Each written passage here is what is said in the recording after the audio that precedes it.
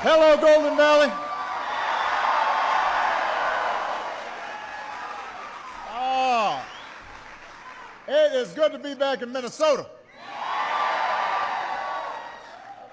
It is good to see your governor, Mark Dayton, here. On the way over, we were talking about making sure the Vikings were staying. Now that's a hard thing for a Bears fan to do. But I was rooting for the Vikings sticking around here, and the governor did a great job. You were praying too, huh? Absolutely. Prayer never hurts; it helps. You've got two outstanding senators, Amy Klobuchar and Al Franken.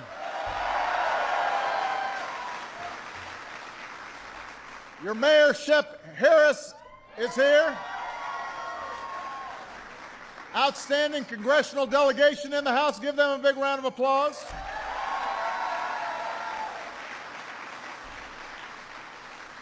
And I thought Ryan was really good, so give him a big round of applause.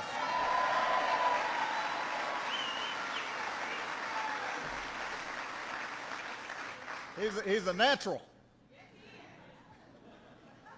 Now, one of the last times I was here was last August. We took a bus tour around the state. I needed a little Minnesota nice.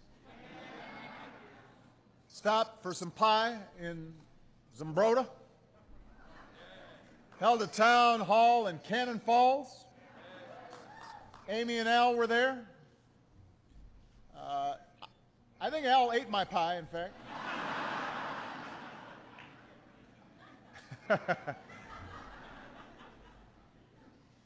And I spent a lot of time talking with folks who'd spent the past couple of years making their way through a tough economy.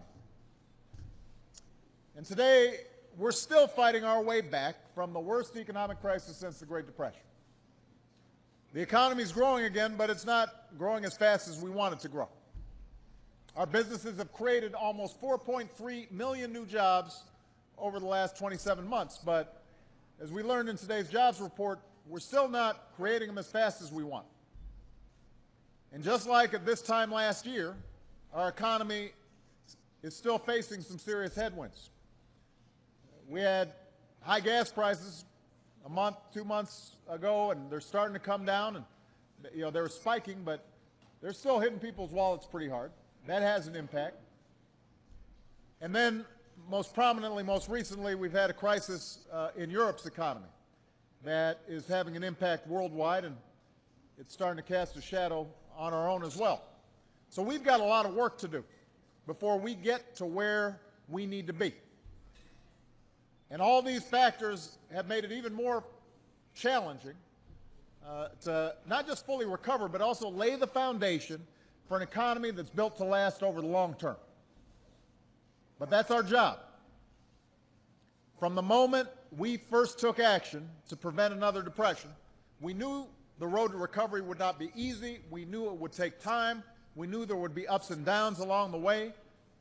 But we also knew if we were willing to act wisely and boldly, and if we were acting together as Americans, if we were willing to keep at it, if we were willing to roll up our sleeves and never quit, then we wouldn't just come back, we'd come back stronger than ever. That was our belief. And that continues to be my belief. We will come back stronger. We do have better days ahead, and that is because of all of you. That's because of all of you. I place my bets on American workers and American businesses any day of the week.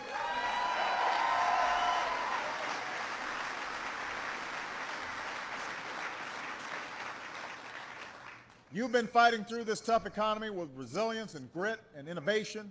Honeywell's a great example of a company that's doing outstanding work, and I want to acknowledge Dave Cody here, who's been serving on my job council and doing a lot of great work. That's why our auto industry's come roaring back. It's why manufacturing is consistently adding jobs for the first time since the 1990s.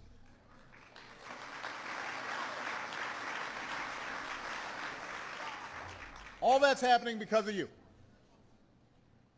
Everybody here plays by the rules. You work hard. You meet your responsibilities. And you deserve leaders who do the same. Leaders who will stand shoulder to shoulder with you and do everything possible to strengthen the middle class and move this economy forward. That's what you deserve.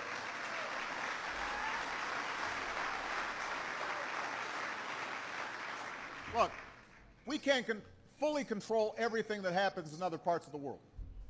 Disturbances in the Middle East, what's going on in Europe, but there are plenty of things we can control here at home.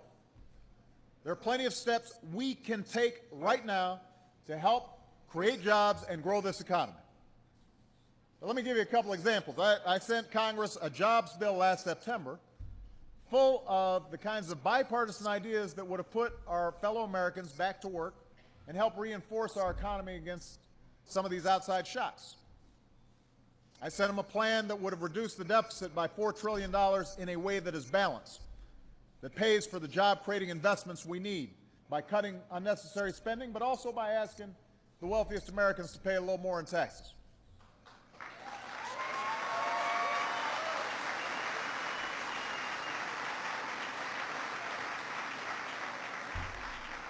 And I'll give them a little bit of credit. Congress has passed a few parts of that jobs bill, like a tax cut that's allowing working Americans to keep more of your paychecks every week. That was important. I appreciate it. But Congress has not acted on enough of the other ideas in that bill that would help make a difference and help create jobs right now. And there's no excuse for it. Not when there are so many people out there still looking for work. Not when there are still folks out there struggling to pay their bills. It's not lost on anybody that it's an election year. I understand that. I've noticed.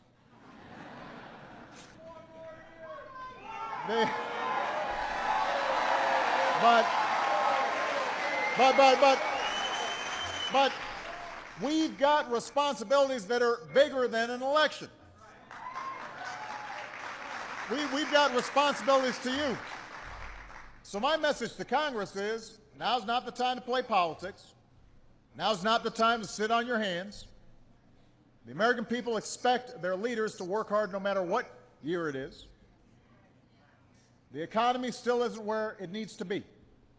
There are steps that could make a difference right now, steps that can also serve as a buffer in case the situation in Europe gets any worse. So right now, Congress should pass a bill to help states prevent more layoffs so we can put thousands of teachers and firefighters and police officers back on the job.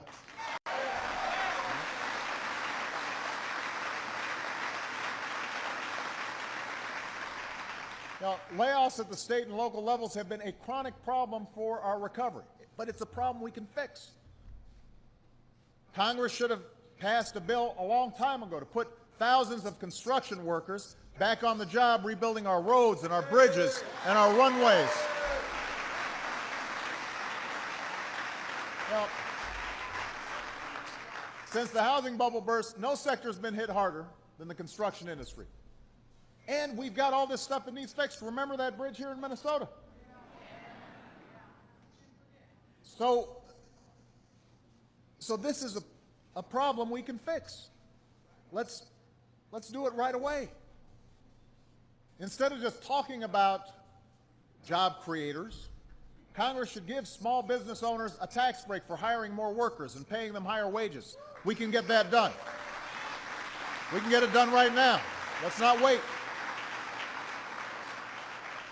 Right now, Congress should give every responsible homeowner the opportunity to save an average of $3,000 a year by refinancing their mortgage. We've got historically low rates right now.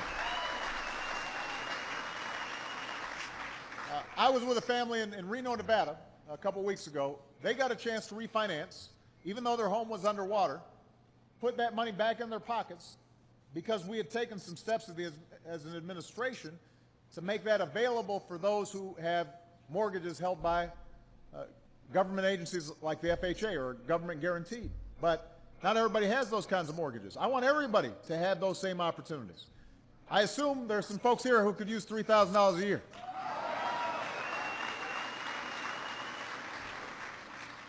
Let's get that done right now. That means they're going to be, if you got $3,000 a year extra, that helps you pay down your credit cards. That helps you go out and buy some things that your family needs, which is good for business. Maybe somebody will be replacing some thingamajig for their furnace. They've been putting that off. But if they got that extra money, they might just go out there and buy that thing. Right? Look.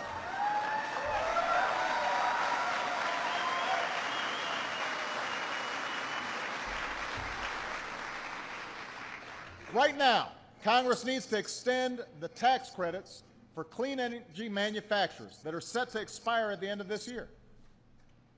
I was talking to Dave Cote. The issue of energy efficiency and everything we need to do to shift away from dependence on foreign oil, we're making huge progress. We're actually importing less oil than any time in the last 8 years. We're down under 50%, but we can do more.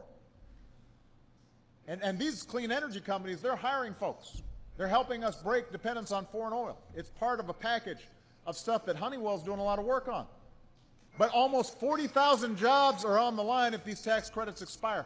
Why would anyone in Congress walk away from those jobs? We need to pass those tax credits right now. We need to pass them right now.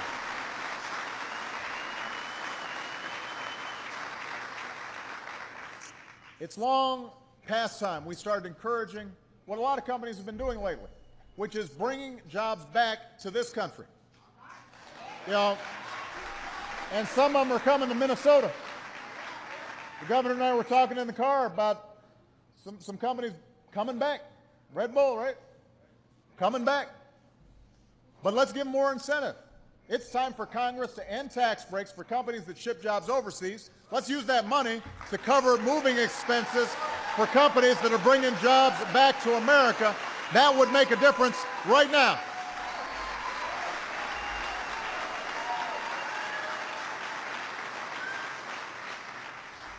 So those are all steps that we could be taking to strengthen the economy, to provide us some insurance if the situation overseas starts getting worse, so we control our own destiny, keep this recovery moving forward. Which brings me to the last thing Congress should do, to help businesses create jobs. That's why I'm here at Honeywell today. I believe that no one who fights for this country should ever have to fight for a job when they come home.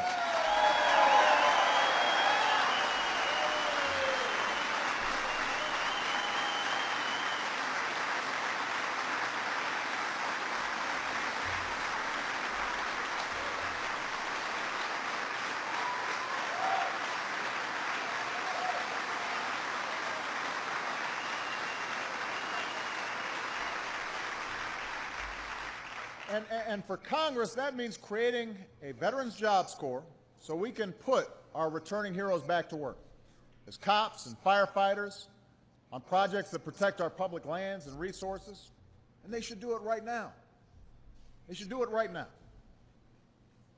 But if we're going to serve our veterans as well as they've served us, we've got to do even more. We just observed Memorial Day, which makes us think about the extraordinary sacrifices so many make. But we've got to make sure we translate words into action. We can't just be in a parade. Can't just march.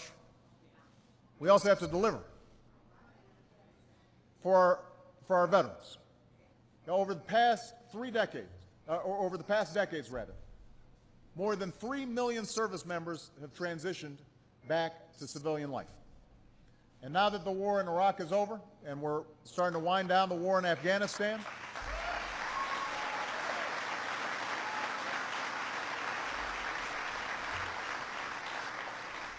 over 1 million more of those outstanding heroes, they're going to be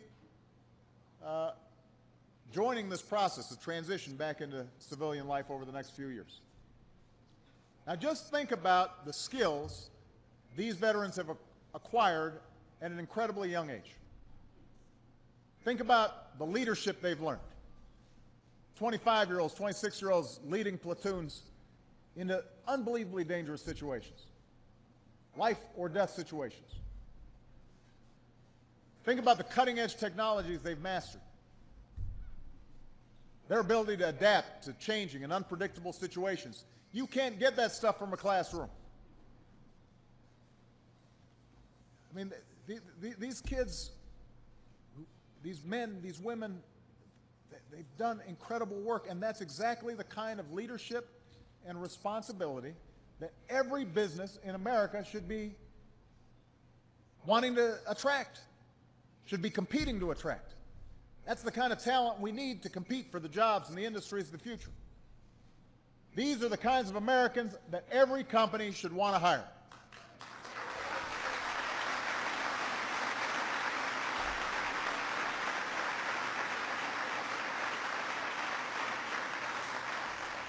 And that's why here at Honeywell, you've made it a mission to hire more veterans.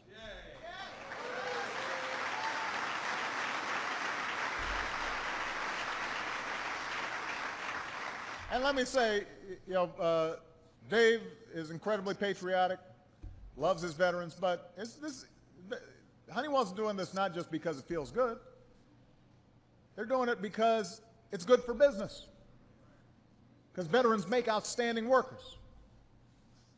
So today, I'm taking executive action that will make it easier for a lot of companies to do the same thing. And I've told the story before of a soldier in the 82nd Airborne who served as a combat medic in Afghanistan, saved lives over there, earned a Bronze Star for his actions. But he came home here to Minnesota, met him on our way to Cannon Falls.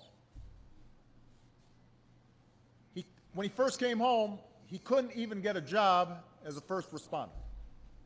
Think about it. This guy's out there taking care of troops who were wounded in action, couldn't initially get a job. So then he took classes through the post-9/11 GI Bill, classes that he could have taught, just so he could qualify for the same duties at home that he had performed every day at the war.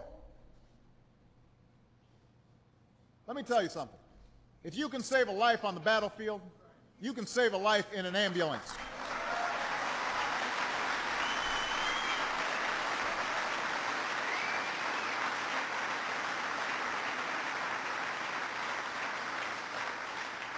If you can oversee a convoy or millions of dollars of assets in Iraq, you can help manage a supply chain or balance its books here at home.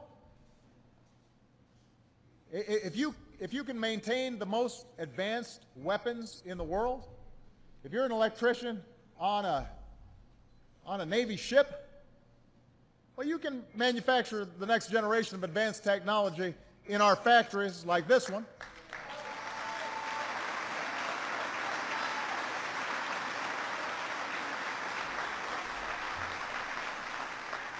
If you're working on complex machinery, you should be able to take those skills and find a manufacturing job right here at home. But unfortunately, a lot of returning heroes with advanced skills like these, they don't get hired simply because they don't have civilian licenses or certifications that a lot of companies require. At the same time, I hear from business leaders all the time who say they can't find enough workers with the skills necessary to fill open positions. 80% of manufacturers say this, according to one survey. So think about it. We got all these openings and all these skilled veterans looking for work, and somehow they're missing each other. That doesn't make any sense. So that's where executive action comes in. That's where we're going to fix it. Today, I'm proud to announce new partnerships between the military and manufacturing groups that will make it easier for companies to hire returning service members who prove they've earned the skills our country needs.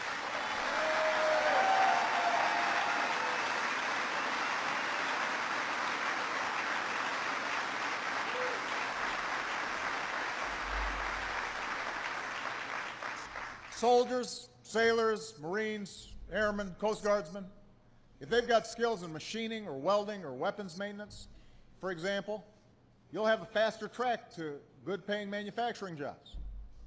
Service members with experience in logistics or maintenance on the front lines, they'll have a faster track to jobs in those fields here at home. I've also directed the Department of Defense to establish a new task force charged with finding new opportunities for service members to use the skills they've learned in the military to gain the relevant industry credentials, the civilian certifications and licenses, so that it doesn't cost them and they don't necessarily have to go back to school for 3 years and take out a whole bunch of student loans when potentially they could do it quicker, more inexpensively, and get on the job faster. We're talking about jobs in manufacturing and healthcare and IT, in logistics, for first responders, so that returning combat medic that I spoke about, he doesn't have to prove himself over and over again. So this task force first action is going to create opportunities for up to 126,000 service members to gain the industry-recognized certifications for high-demand manufacturing jobs like the jobs right here at this plant at Honeywell.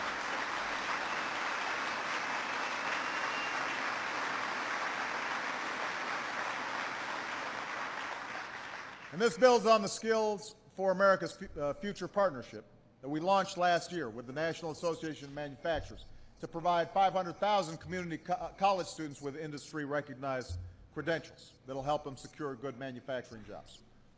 And all of this builds on the steps we've already taken to make sure our returning heroes come home able to share in the opportunities that they have defended.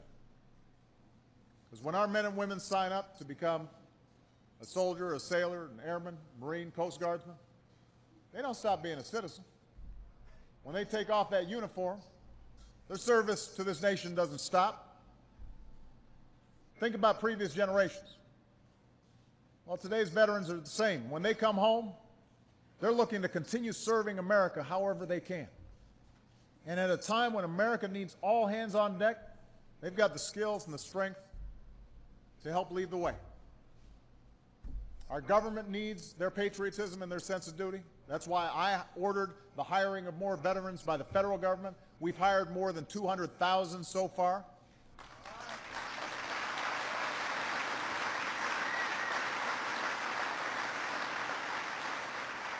Our economy needs their outstanding talent. That's why I pushed hard last year for tax breaks for businesses that hire unemployed veterans and wounded warriors.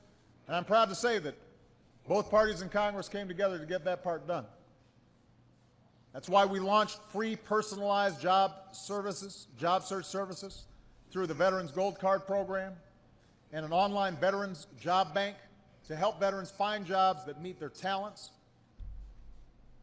By the way, if there are any veterans here who need those services, you can find that at whitehouse.gov/vets. And then later this month, the VA will hold a jobs fair in Detroit where 12,000 more opportunities will be available to veterans. And that's also why I challenge business leaders to hire 100,000 post-9/11 veterans and their spouses by the end of next year. Because don't forget our military families. They're serving alongside our veterans.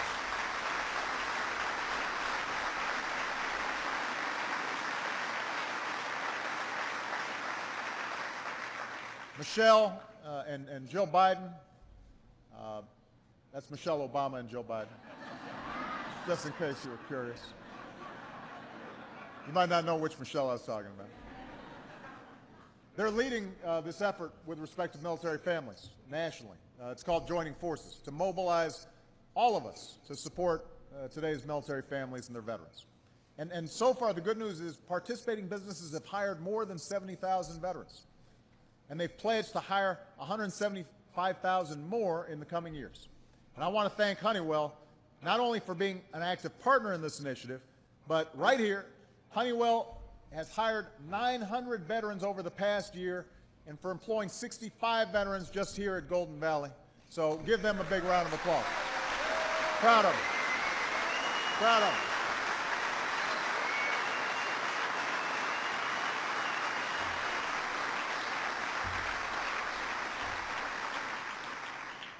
standing up for our veterans, this is not a Democratic responsibility. It's not a Republican responsibility. It's an American responsibility. It's an obligation of every citizen who enjoys the freedom that these heroes defended. So we got to meet our obligations today, just like folks here at Honeywell are doing. And as Commander-in-Chief, I want all of our service members and veterans to know we are forever grateful for your service and your sacrifice. Just like you fought for us, we'll keep fighting for you. For more jobs, more security, for the opportunity to keep your families strong, because you'll help us keep America on top in the 21st century.